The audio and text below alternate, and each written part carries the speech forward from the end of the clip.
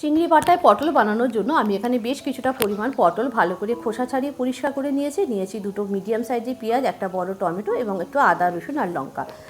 আর দিয়ে নিয়েছি বেশ কিছুটা পরিমাণ চিংড়ি মাছ। কড়াইতে তেল দিয়ে ভালো করে তেলটা গরম হয়ে আসলে একটু নুন এবং হলুদ দিয়ে পটলগুলোকে ভেজে তুলে নিয়েছি। ওই তেলের মধ্যে দিয়ে দিয়েছি গ্রেট করে রাখা পেঁয়াজটা ভালো করে ভাজা হয়ে গেলে দিয়ে দিয়েছি আদা রসুন লঙ্কার পেস্টটা, দিয়ে দিয়েছি অল্প একটু হলুদ এবং লবণ, আর দিয়ে দিয়েছি টমেটোর সাথে যে চিংড়ি মাছটা আমি এখানে গ্রেট করে রেখেছিলাম সেটা। আমি কিন্তু পেস্ট করিনি, এমনভাবে গ্রেট করেছি যেন খাওয়ার সময় চিংড়ি মাছের কুচি মুখে পড়ে।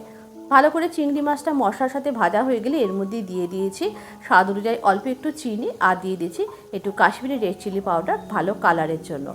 মশলাটা কষানো হয়ে গেলে দিয়ে দিয়েছি মিক্সি জার ধোয়া জলটা, এবং ঝোলটা ফুটে আসলে দিয়ে দিয়েছি ভেজে রাখা পটলগুলো, আর দিয়ে দিয়েছি একটু গরম মশলা আর 1 চামচ ঘি। আমাদের চিংড়ি বাটায় পটল একদম রেডি। আপনারা অবশ্যই ট্রাই করবেন, গরম ভাতের সাথে কিন্তু খুব ভালো লাগে।